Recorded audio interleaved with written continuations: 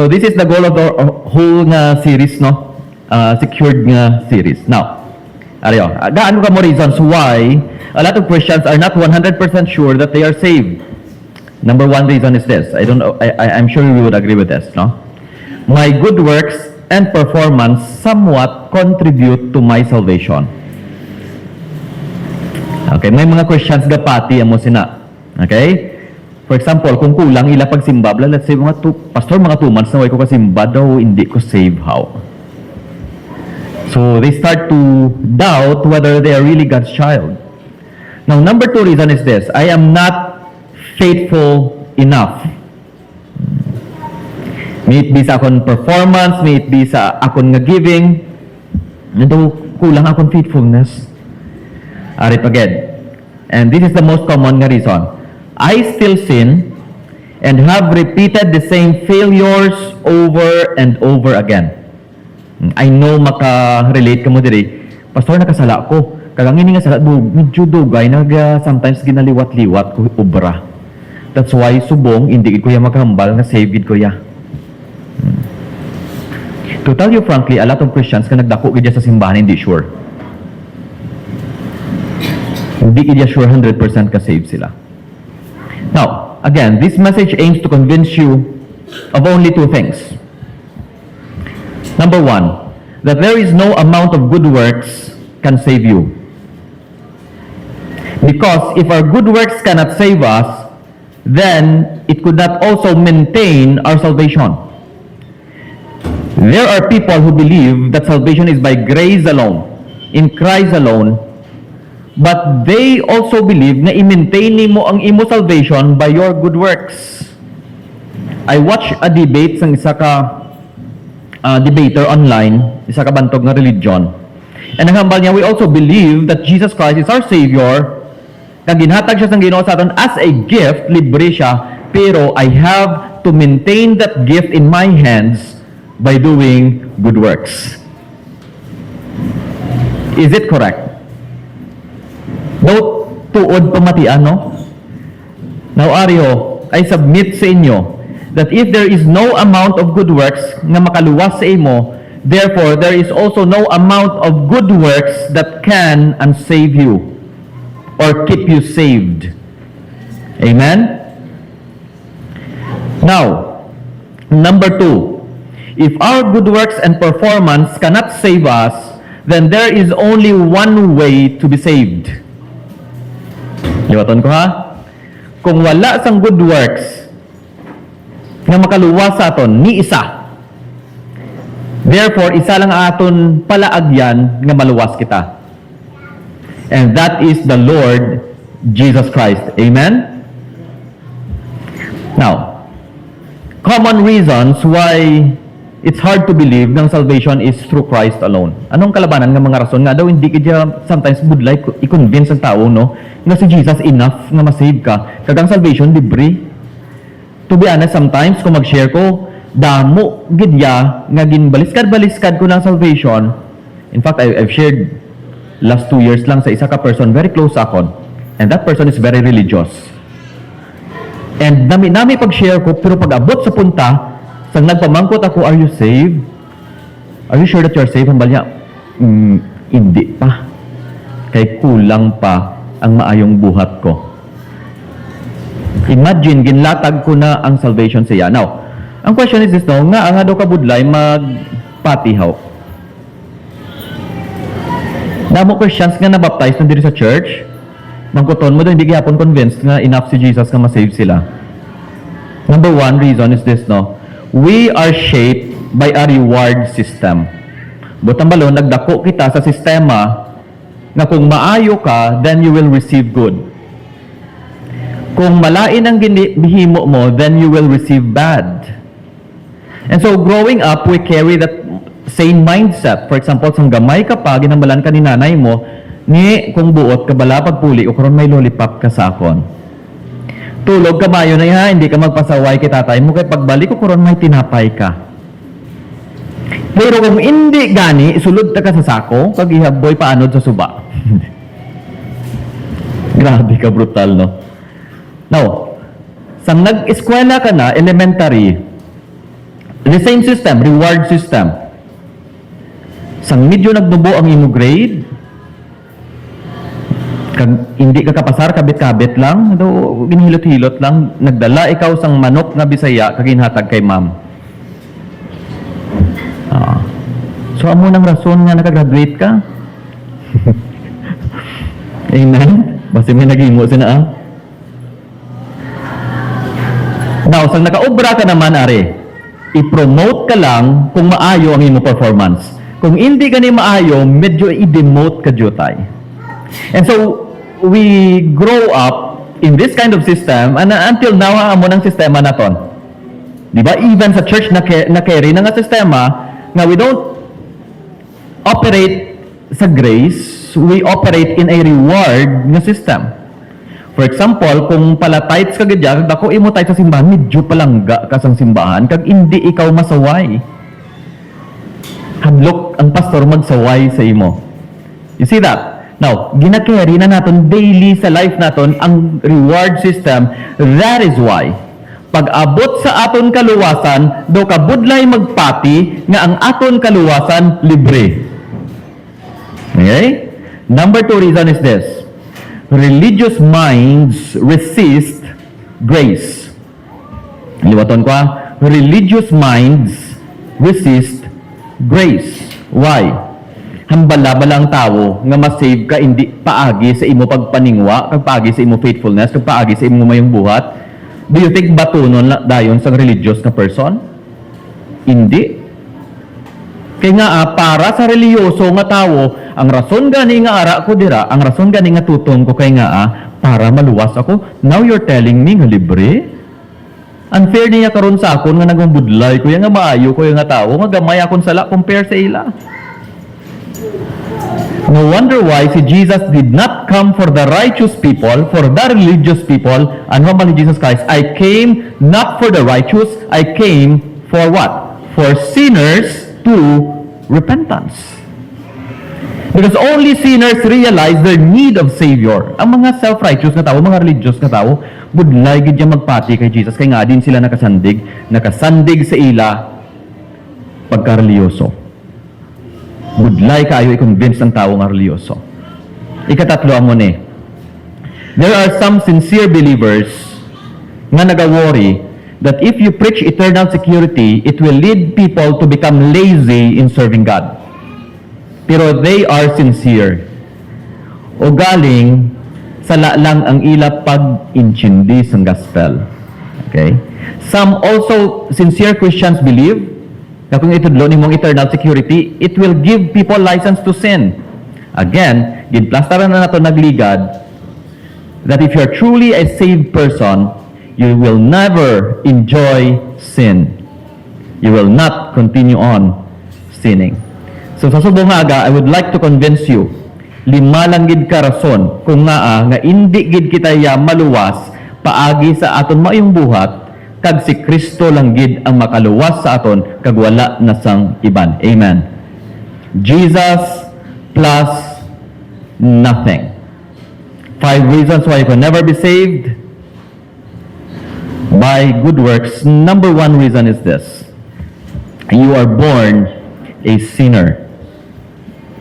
Pagbata mo palang utod, makasasala ka na.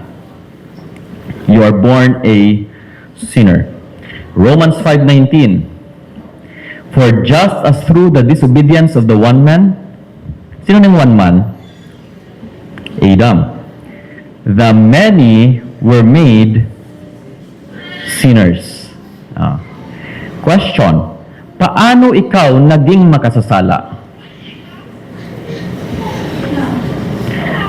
Arya, most people think nga naging makasasala sila tungod kay nakahimo sila sang sala. Correct, hindi?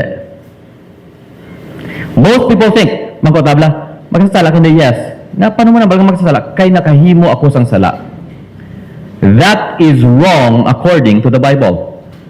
Nga nagapakasala ikaw, nagahimo ikaw sang sala, tungod kay ikaw makasasala. Clear lang hindi? You're not a sinner because you sin. You sin because you are a sinner. Okay, klaroon ko pagid ha. Hindi ikaw makasasala tungod kay nakasala ka, kundi nakasala ka tungod kay makasasala ka. Okay, ari klaroon ko pagid. Gataghol ang ido, I mean, Aryo. Pag taghol sa ido, wala siya naging ido tungod kay nagtaghol siya. Okay, nagataghol siya tungod kay ido siya. Makuha lang hindi. Okay. No need extra nga explanation na Aryo. And do you know that no sinner can enter into God's kingdom? You must remember, Utod, na it is not your disobedience that made you a sinner, it is the disobedience of the one man. Halin kay Adam. Si Adan makasasala, therefore, pagbata mo pa lang, kaya halin kita kay Adan, pagbata mo pa lang, you are born this way. Makasasala ka. Ang bata sang kuring, kuring. Ang bata sang ido, ido. Ang bata sang makasasala, makasasala man. That's the reason why we sin. Because we are sinner by birth. And ang hambal sa Biblia, no sinner can enter into God's kingdom. Tanawin niyo bla. 1 Corinthians 6:9. Or do you not know that the unrighteous will not inherit the kingdom of God? Tungod kung kayo makasasala ka, you can never go to heaven. Now, pamangkot, kung makasasala ka, kag maghimo ka sang maayong buhat, makapalangit ka, yes or no?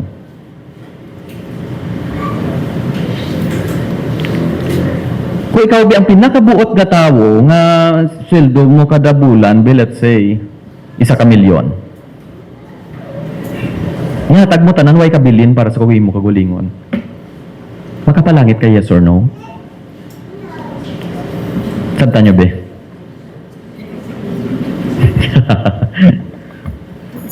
Now, gaan ko ka mo example ha, Ari, ha? Think of this. Gamiton natin mga utok. Kung gusto mo maging salakyan, then nagtulog ka sa inyong garahe for 10 years. Tapos nag-inom ka sang 10 liters of gasoline. Ang question, maging salakyan ka hindi? Come on. Maging salakyan ka hindi? Ha? Duwa-duwa pa kamuhaw? Hindi. Okay? Now, if you want to be a dog, gusto mo maging ido, then, every time makakita ka sa tao hindi mo kilala, ginataghol mo. Kag ang tao mo na init ka, ginakagat mo. Kag every time makakita ka sang pusti, ginabayaw mong imo isa katiil. Question. Maging ido ka hindi? Come on. Maging ido ka hindi? Hindi. For example, lalaki ka. Nang eyelash ka. Namuhin ka sang kilay mo. Nagsuksok ka sang palda, ang mga balira para paldo. Okay. Now, ang question, maging babae ka hindi? Hindi. Just because ka nagsuksok ka sang costume ni Spider-Man, pwede ka nakasaka sa building? Right? Ano ba ito malunotod? No matter what you do, ang imo action can never alter kung sino ikaw. Your being. Your action cannot change your being. Okay, in the same way, if you are a sinner by nature and by being, can you become righteous by doing a lot of righteous things? Or a lot of righteous deeds? Yes or no? Meaning, bisan ano kadamo ang imo maayong buhat, it can never change who you are. So what is the only way then? Huh? We are born sinners. And no matter what we do, we can never change who we are. Then what is the solution? One evening, nagkadto si Jesus sa isa ka lalaki. Kagang hindi nga lalaki is no ordinary person. He is a ruler of Israel. He is a Pharisee. Kag hindi lang ni ordinaryo nga Pharisee because this man is part of Sanhedrin sa baga top level nga Pharisee gidya. Kag ang mga Pharisee, they perfectly obey the law outwardly. Sa baga, they are very religious. Now, tanawan natin John chapter 3. This is the account of Jesus talking to Nicodemus, a Pharisee. Hambal ni Jesus siya. Jesus replied, "Very truly I tell you, no one can see the kingdom of God unless they are born again."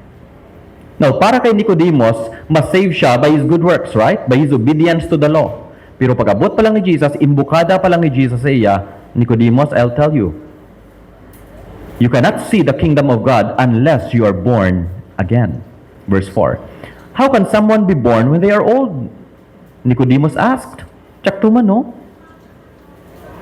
Surely they cannot enter a second time into their mother's womb to be born. Na hindi ba na pwede ka sulod liwat sa tiyan ni nanay mo? Now verse 5. Jesus answered, "Very truly I tell you, no one can enter the kingdom of God unless they are born of water and the Spirit. Flesh gives birth to flesh, but the Spirit gives birth to spirit. You should not be surprised at my saying," again, ginsulit ni Jesus, "you must be born again." Now notice the word must. Hindi siya option, but rather it is required.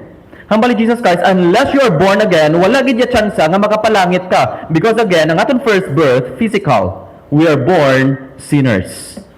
And no matter what we do, we still could not enter into God's kingdom. Now, here's the only way to enter God's kingdom. Ano ina siya? To be born again.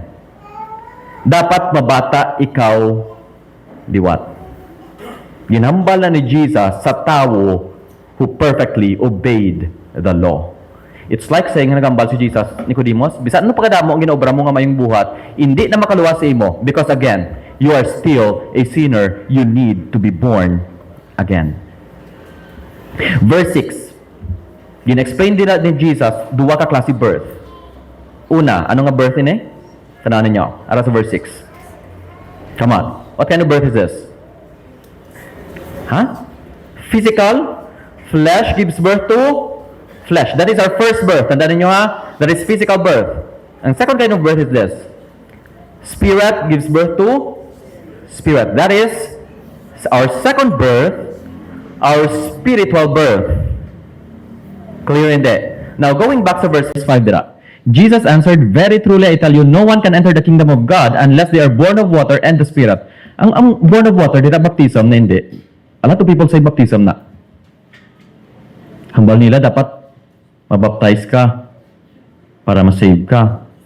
Kaya hindi enough. Si Jesus, dapat mapabaptize ka gid. Second birth. Okay? Or new birth. Being born again. Okay?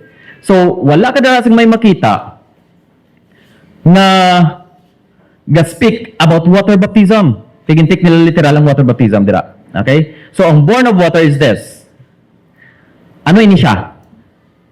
Nga nagambal si Jesus, born of water and the Spirit. Again, anong context?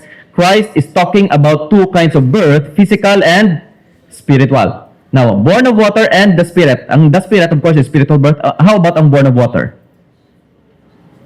Come on.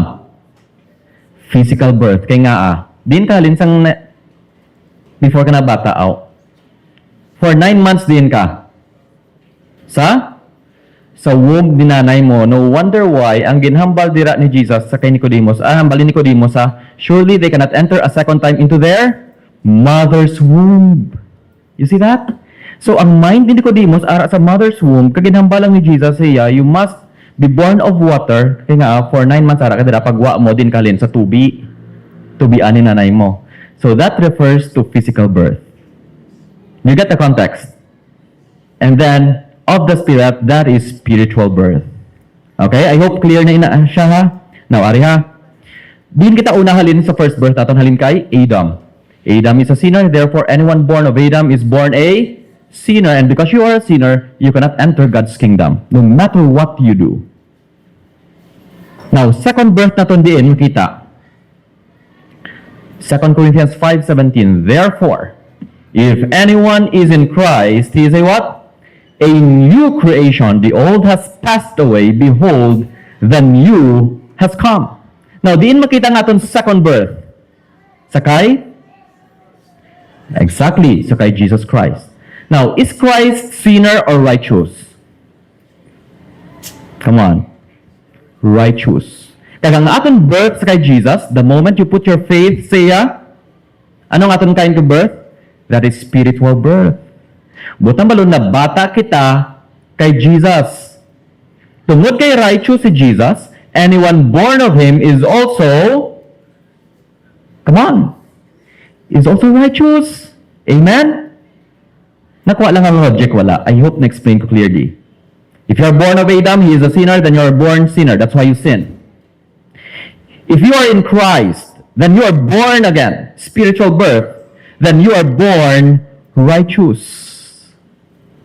1 Corinthians 15:20 tong hambal, for as in Adam all die, so in Christ all will be made alive. So nakita ninyo duha ka klase dira ka position? In Adam, first birth. In Christ, second birth. In Adam, you die because of sin. In Christ, you live because of... What is the opposite of sin? You are alive in Christ because of righteousness. Simple na kun ha? You die in Adam because of sin. Inherit nimo ang sin ni Adam. If you are born in Christ, you are born righteous because you inherit the nature of Christ. That is why you live, because righteousness brings life. Romans 5:21. So that just as sin reigned in death, okay, sin is equal to death, so also grace might reign through righteousness to bring what? Eternal life. Ma-follow hindi? Clear lang hindi? Now, how about, you still sin? Well, that's true. We still sin in the natural, but still we are righteous. The question is this, no? If you are a sinner, then you do a lot of righteous deeds. Can you change your nature to become righteous? Yes or no? No. No. Ariha, no ha, ang sabat. What if you are already righteous in Christ? Then you sin. Can you become a sinner? Wala na.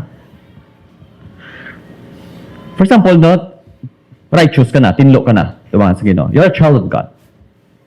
Then you sin. Can you become a sinner? Yes or no? Ano ganang principle? Your actions can never change your being. You see that?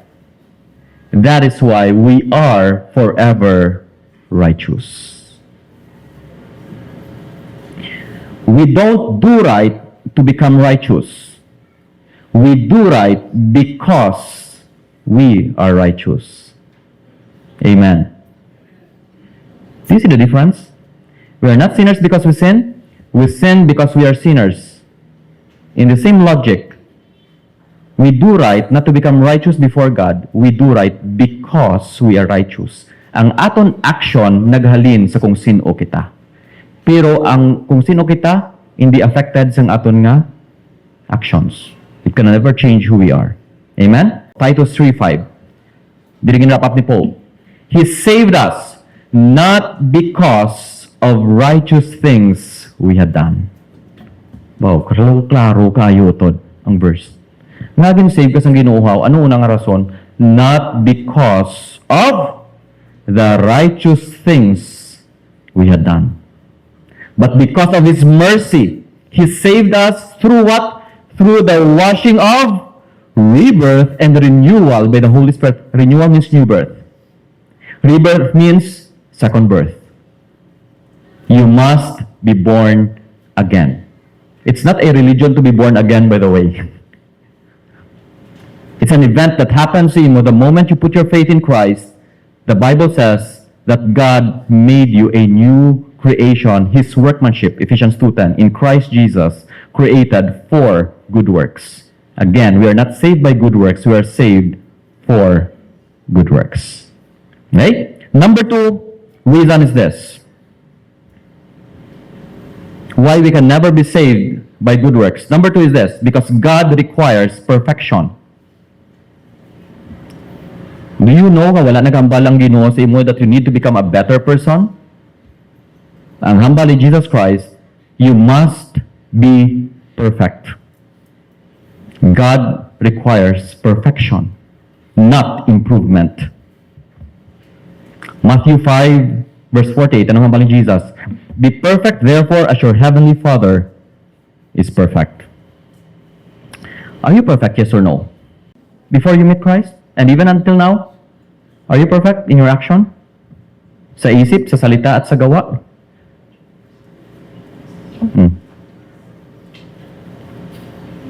Everyone sinned. Kag mga hambal kaya nga, Pastor, why kuya sala? Ano nga wala sang sala? Ang hambal sa Biblia, kung ang tao naghambal nga wala siya sang sala, he is a liar, and liars go to hell. Okay. Why kaluwas, utod? Don't you know that God requires perfection because He is a holy God? You see that? Sometimes a lot of people, in their pride, they say, I'm a better person, I'm a good person compared to others, but compare yourself to God, not to others. Ang imo tupad, hindi na mo ang standard sa kaluwasan. Just because you sin less compared to others, just because you do better in church compared to other people means that you are saved. No. Ang standard sa Ginoo, iya mismo holiness, hindi aton. You must remember, utod, that God is holy and no sinner can stand in His presence because He is like a consuming fire. That is why God gave the law sa aton to show His perfect, holy, and good standard. Romans 7:12. The law is a reflection of who God is. Reflection sang holiness sang Ginoo. Romans 7:12 says, so then, the law is, ano na? Holy. The commandment is holy, righteous, and good. Kitandaan na ninyo ha? Because this is the reflection of God. That's the reason why God gave the 10 commandments. Because it reflects sang holiness sang Ginoo. Ang question is this, can you be holy by obeying the law? Can you be perfect by obeying the law? Don't you know that there is a major Christian denomination, Christian quote-unquote, that they believe that by their obedience to the law, they can be saved? Now, you must remember, utod, nga ang law sang Ginoo is perfect. James 2, tanawan nyo, ano ini ka-perfect na law? Hambal ni James. For whoever keeps the whole law and yet stumbles at just one point is guilty of breaking all of it. Can you name siguro mga 3 laws kang ginatag sang Ginoo sa 10 commandments? Don't you know that there are 613 laws? Pero just the 10. Ma-focus lang kita sa 10. Thou shalt not steal, thou shalt not lie, thou shalt not covet. Thou shalt not murder. Now, hambal ni James, if you are guilty of one, you are guilty of all. For example, nagbutig ikaw. Ano tawag sa imo?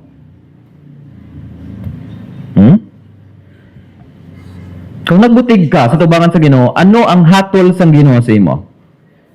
You're a liar? Come on. Anong sabat? Oh. You think that you're a liar because nagbutig ka. Ano nga ba sa Biblia? Isa mo kasala, you're guilty of all. Meaning, utod, sang nagbutig ka, hindi ka lang liar sa tubangan sa Ginoo, you are also a murderer. Do you get the logic? Come on. Because you're guilty of all. Amuna kabalaan ng Ginoo, wala kita luwas. Okay, going back. Ang hambal diri, no? Kung wala ka nakakamit outwardly, no? For example, wala ka makakamit adultery. I'm a good person, masave ko. Pag-abot ni Jesus, utod, anong hambal ni Jesus? If you look at a woman in lust, nagtulok ka lang, nakasala ka. Heart pa lang na, sa sulod pa lang nakasala ka na. And you are already an adulterer. If you hate your brother, you are already a murderer. Humble in Jesus Christ. Now, have you ever hated someone? Come on. Have you ever hated someone? Yes or no? Yes. Then you are a murderer before God. And sometimes we think that we are better than those who were in prison. May sense of self-righteousness kita eh. That's the problem with man. That's why we think that we're better than others because we go to church. I never committed adultery. I never murdered. No. Hamali Jesus, sa heart mo pa lang, you are already a murderer. Ano hamali Jesus Christ? If your hand sin, you cut it off. If your eye sin, you pluck it out. That's the essence of law. And a lot of people think that they can still be holy by their obedience to the law. Utod, they never understand the holiness of God. They never understood some demands ng law. The law requires perfection. Inward and outward. In being and in action. Ang question is this, who can do it? You must be perfect just as your heavenly Father is perfect. Dapat pareho kakuno kabalaan sa Ginoo. Ang pamangkot, kaya mo. Kaya mo ba to? Di ba hindi? That's why God gave the law. What's the purpose of the law? Romans 3:19. Now we know that whatever the law says, it says to those who are under the law, so that every mouth may be silenced. Ang ibang na translation, shut up. And the whole world held accountable to God. Therefore, no one will be declared righteous in God's sight by the works of the law. Rather, through the law, we become conscious of sin. The reason why God gave the law is not for you to become holy and righteous before God. The reason why God gave the law so that you will know that you cannot be righteous. Amen. So that you will know that you are a sinner and no matter what you do, you can never be perfect. The law is your mirror. So that pagtulot mo sa perfect na standard sa Ginoo, kabalo ka that you are a sinner. And because nakabalo ka that you are a sinner, that you will cry for a Savior. Amen. But a lot of people think that by their obedience to the law, makapanangit sila. Do you get the idea? So that every mouth may be silenced. Nga wala gid sang tao magkapabugal sa tubangan sa Ginoo. And that they know that they are guilty before God.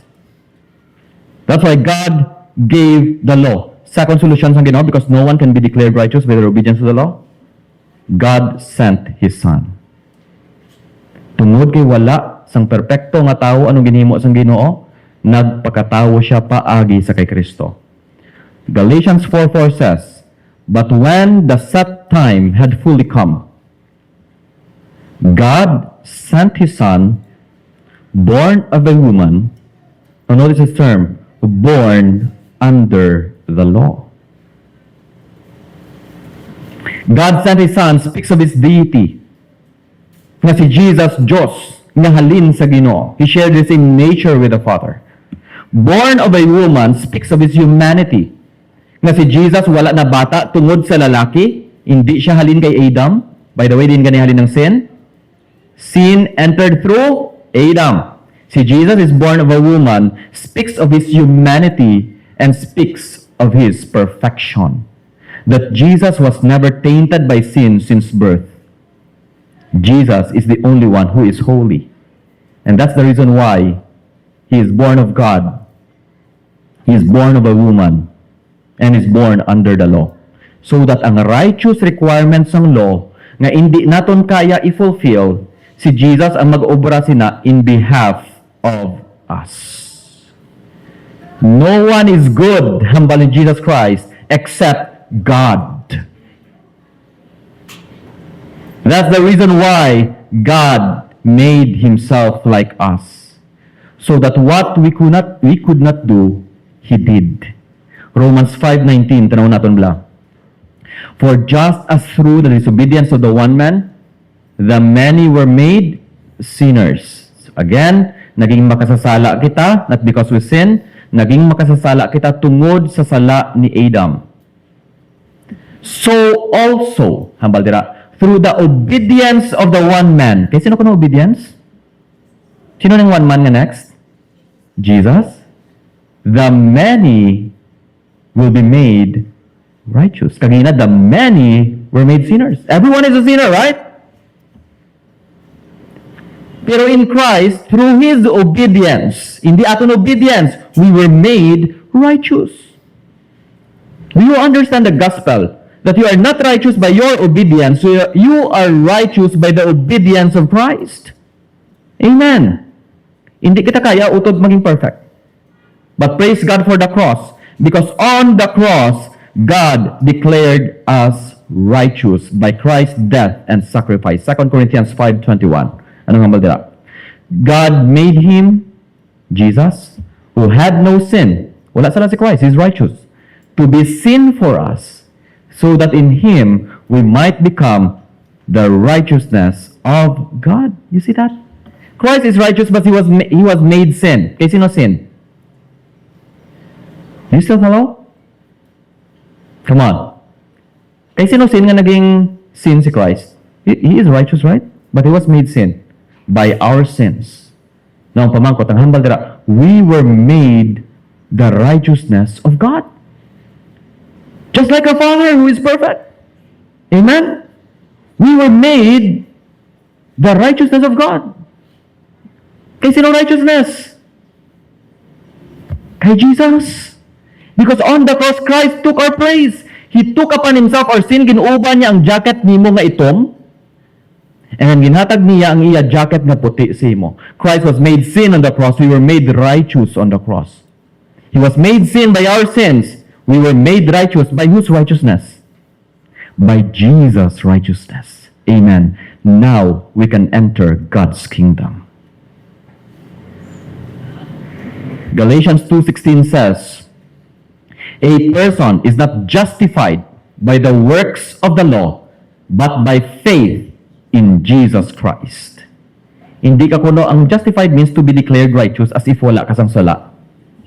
Paano kuno kita gin-justify sang Ginoo?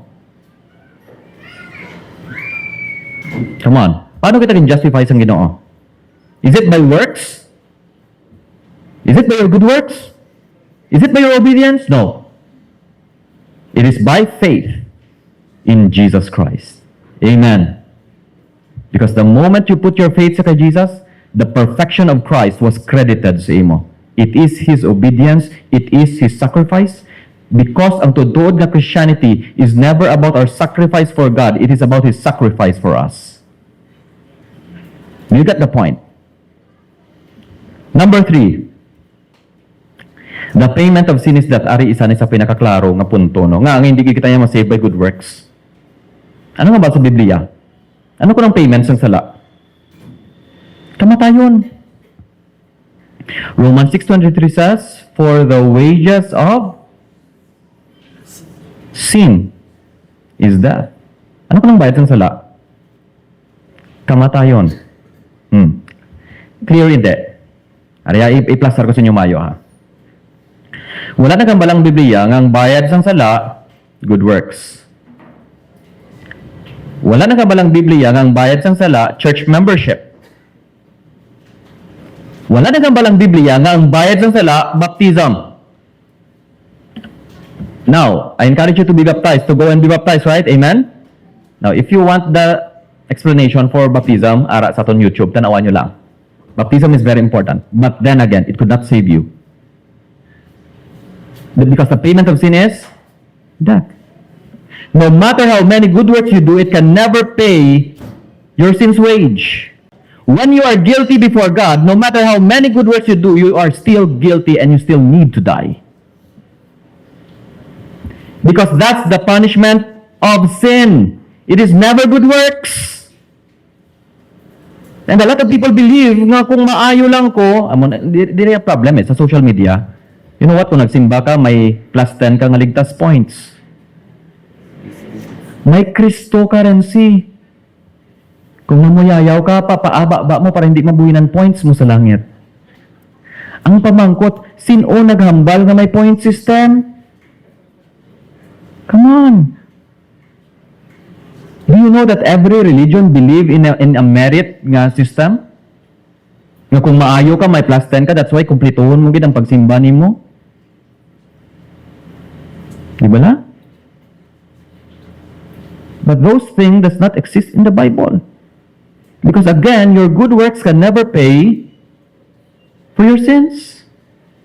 Hebrews 9:22 nang hambal, without the shedding of blood, there is no forgiveness. By the way, Leviticus 17:11, life is in the blood. Ang bayad sang aton sa lautod, aton mismo kabuhi. Revelation 20 verse 14, anong hambal? The lake of fire is what? Is the second death. Kung may first birth and second birth, my first death, ano ganyan first ganyan? Physical, right? Second death is spiritual or eternal. So diin ko no ang second death, makita. In hell. Now, nga forever ka na sa hell, how? Nga ang tao ka kadto sa impyerno. Question. Nga ang tao ka kadto sa impyerno. Because, what's the answer? Because the payment of sin is death. And ang death is giving your life, no wonder why hell is eternal punishment, because that is your life sentence. You get the idea of hell? That's your payment. But praise God, Otod, God loves us. Praise God. God loves me. There are moments sa life kung nagkabugtawan ko, last stress kagahon, kaga-question ako sa akong self, Lord, what if wala ko na save? Because ang hell is no joke, Utod. That's why kung may masugata ko nga tao, may kilala ko nga tao, desperado ko yung ang ina nga tao sugiran ko sa gospel. Hindi pwede mong pa-imperno na kay plangga ko na tao. And a lot of us are never alarmed sa ginatawag na hell. Do you know that Jesus Christ preached more about hell than about heaven? That's the reason why He came and died on the cross. Why? Because the payment of sin is death. Now, kung pamangkotod ko mga napatay si Jesus Christ on the cross, what's the answer? Because He paid the price.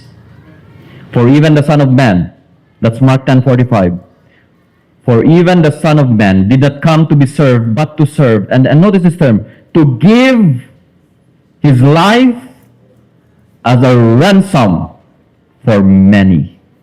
The word ransom means payment. Amen.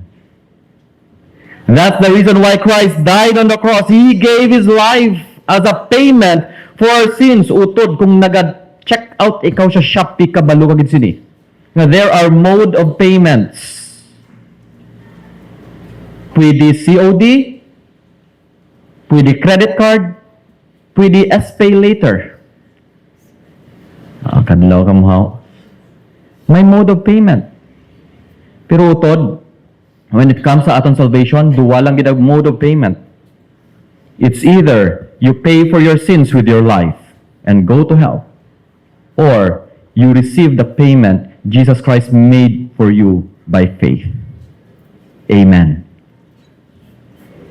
For God so loved the world that He gave His only begotten Son, that whosoever believes in Him shall not perish, but have everlasting life.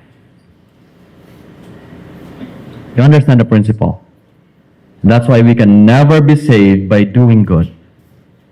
Because ang punishment ng sin is death. And Jesus Christ came to pay your price. Utod, if you have not received Jesus, sa imo tagipusoon, sa imo kabuhi, I'll tell you, you have to pay for your sins. Timang ko naton ko galingon. Ara bala si Jesus sa imo? Have you put your faith sa iya? Nakahambal ka bala kay Kristo, Lord, I'm a sinner.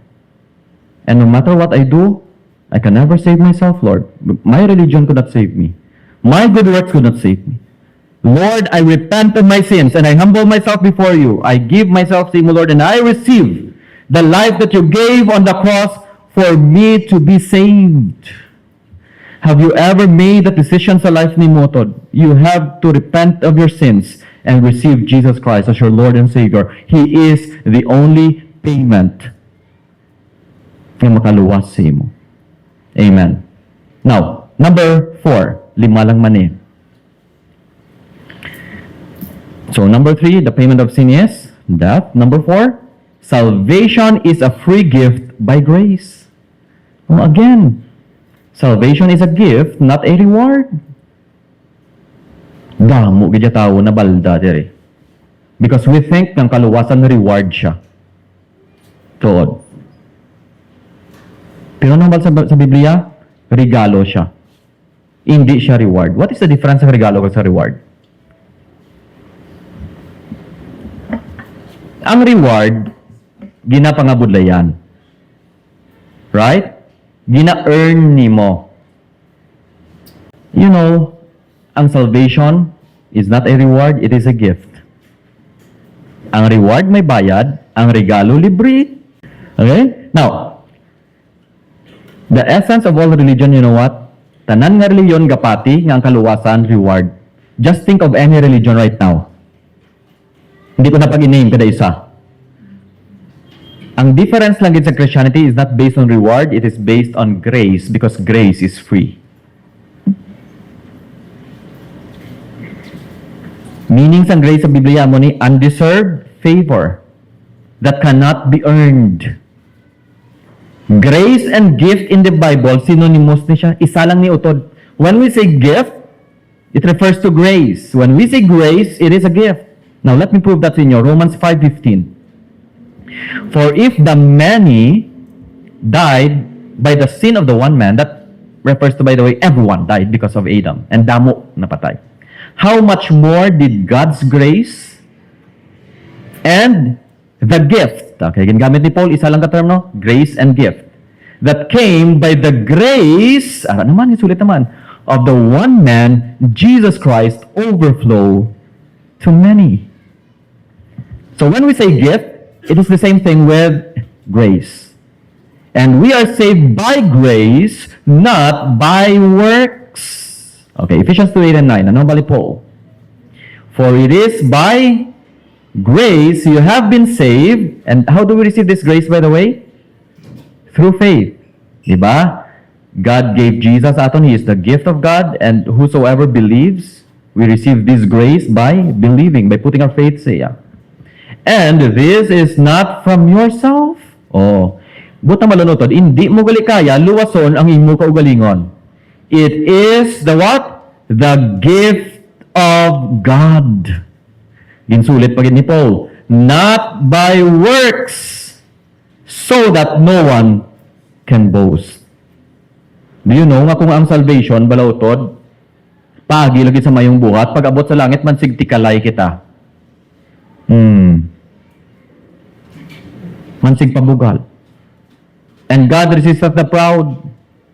Imagine, bago ka lang kasimot sang hangin sa langit, nagpabugal ka, ari ko di kay mayo ko, ay, balik ka din sa impyerno. Wala ka naka-enjoy. That's the reason why we are saved by grace, because God resisteth the proud, but gives grace to the what? To the humble. That's the reason why religious people can never be saved, because they are proud of their good deeds. Nang ginapangita sang Ginoo is humble people na nakita nila ila kagaling, Lord, I'm a sinner. I could not save myself. That's faith, by the way. And then you ask for His mercy, you ask for His grace, Lord, please luwas ako. Be merciful unto me, for I am a sinner. Lord, remember me when you come into your kingdom. Anong balin Jesus Christ sa isa ka sinner on the cross, sa faith? Today, you will be with me in paradise. Anong ginhimo sang sina ang sinner? Wala. Ginhatag niya lang ang iya salig sa kay Jesus. Because it's a gift. You can never earn it. Oh, tanaw ninyo bla. Romans 11:6. And if by grace, then it cannot be based on works. If it were, grace would no longer be grace. You see that? Namin sa verse, no? Kung gapati ka nga ang kaluwasan, maangko nimo or ma-maintain nimo paagi sa mayong buhat, utod, it is never grace ang hambal sa Biblia. Hindi na nakaroon bugay eh.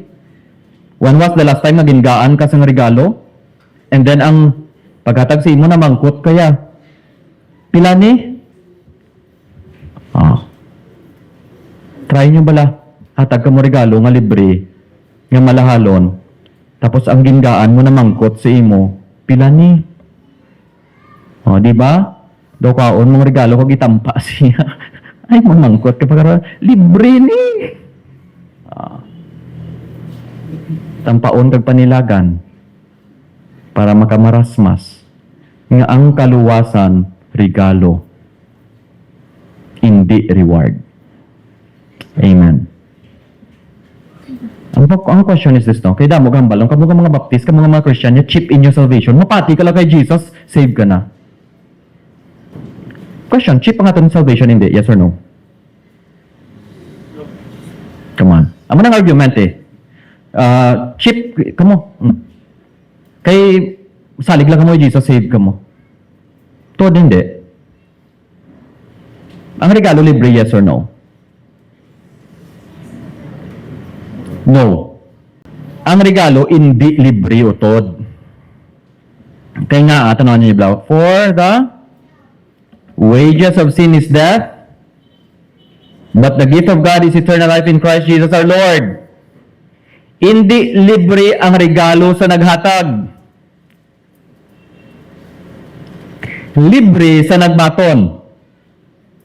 Ang hambal sa Peter, 1 Peter, that we were bought with the precious blood of Christ. Ang sin ang may bayad, ang kaluwasan from sin may bayad, the wages of sin is death, and Christ came to pay for that price. And you know what? And He gave the salvation as a gift. Because He already paid it. Amen? I want you to understand utod kung ano ang cost ng inyong salvation. It cost the life and the glory of the Lord Jesus Christ. And every time I think kung ano ang worth ko sa tubangan sa Ginoo, that I am a worthless sinner.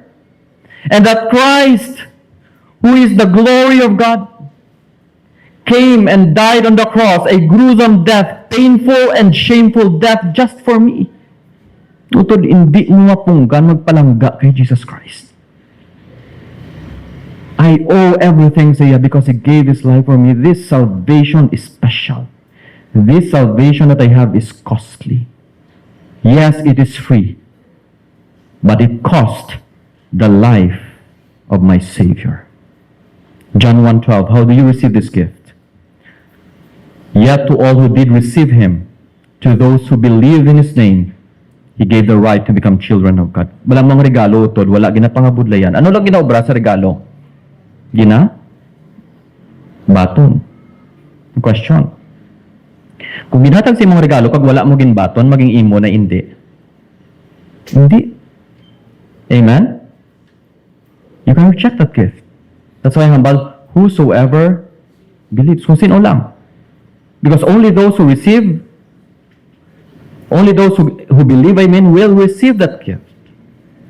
Ang question utod, have you put your faith sa kay Jesus? Yet to all who did receive Him, to those who believed in His name, He gave the right to become children of God. Question, is everyone a child of God? Yes or no? Hari naman ta sa question. Okay. Sabta nyo tunog, is everyone a child of God? May nabatian ako nga no? May nabatian ako nga yes. So, sinong dirang sabat? Maybe. Pastor, maybe this time. Now, the answer is no. Sino lang ko na maging anak sang Ginoo? To those who receive by believing. Sino ko nang nag-receive? To those who believed. He gave the right to become a child of God. You understand salvation? Now last, hindi ako magdugay dire. Eternal life is a person. Naging plastaran na nakon. It is not a reward. It is not a place. It is not a goal. Sa ibang nga religion, they have nirvana. They have this paradise. No, di ba? Kung magsinggit ikaw Allahu Akbar, kag naglupok ang imo lawas, impromisahan ka pila kuno kagatos nga virgin sa langit. That's the belief of Muslim. If it were true, maybe Muslim na ang iban sa inyo. Imagine, damo-damo. No. But that's wrong. Salvation is not a place, by the way. Ariyo? We think sometimes nga heaven and salvation wrong. Ang heaven is where we spend our eternity. When you receive the Lord Jesus Christ, God did not give you heaven. He gave you eternal life. Because if there is no Jesus, there is no heaven. Jesus is the King of heaven. If there is no king, there is no kingdom. Amen. Eternal life is a person. John 11:25. Jesus said to her, I am the resurrection and the life. The one who believes in me will live even though they die. That's physical death, by the way. Mamangkot ka kay Jesus. No? Suppose Jesus is here in front ni mo, and then mamangkot ka sa kay Jesus, Lord, how can I find eternal life? How can I have eternal life? Ano sabat ni Jesus sa imo? Would Jesus point you sa religion? Okay, that's very simple, Otod. When we ask the Lord Jesus Christ, how can I be saved? Jesus would not point you to a certain doctrine. He will not point you to a certain place. He will not point you to a certain religion. He will point you to Himself because salvation is a person. He is life. Meaning, Otod, if you have Him, then you have eternal life. Amen. Tanawan natin ha. 1 John 5:11-13. How can you know nga saved ka? And this would, I think, no, put a nail in the coffin. Amo gini siya ang magdula. Any doubt sa aton nga saved mo kita. Amen. Kaya sometimes kung mamangkot ko sa inyo, o mamangkot ko sa ibang mga Christians na nagdugay na sa church, hambal nila, Pastor, hindi ko sure. Kaya nga, din sila gatulok sa ila performance, sa ila good works. Hindi pa inapakon good works. Utod, that's a wrong criteria. Hindi namang criteria utod sa kaluwasan. Si Kristo ang kaluwasan, therefore, kung ara si Jesus sa imo, then saved ka. Kung wala si Jesus sa imo, then you're not saved. As simple as that. 1 John 5:11-13, anong ang bali John? And this is the testimony. God has given us eternal life, and din mo ko na makitang eternal life. And this life is in His Son, sa kay Jesus. Verse 12, amo nang ginami. Whoever has the Son has life. Whoever does not have the Son of God does not have life. Very simple. Kung ara si Jesus sa imo, then may eternal life ka nga. Sinong eternal life? Si Kristo. Kung wala naman si Jesus sa imo, then wala ka man eternal life. Agree. Very klaro utod. Ang walang ginakayo, kasimple utod. If you have received Christ, and it is in you, then you are saved. If not, then you're not. Question is this, can you be sure that you are saved? Can you know that you are saved? Yes or no? Okay, verse 13. I write these things to you who believe. Sa kutob sa nagsalig. Now, have you believed in Christ as your Savior and Lord? Yes or no? Anong purpose? In the name of the Son of God, so that you may know that you have eternal life. Amen. If you have Jesus, then you can know that you have eternal life because you believe that Jesus alone can save you. Jesus plus nothing. Christ is enough. All you have is Christ. All I have is Christ. And He is more than enough. And all I can say when I go to heaven and make my first breath, gamiton ko lang ina sa paghambal sa kay Jesus. Thank you, Jesus. Thank you, Jesus. I'm grateful that He died on the cross and saved me. Jesus plus nothing. Amen? Shall we pray?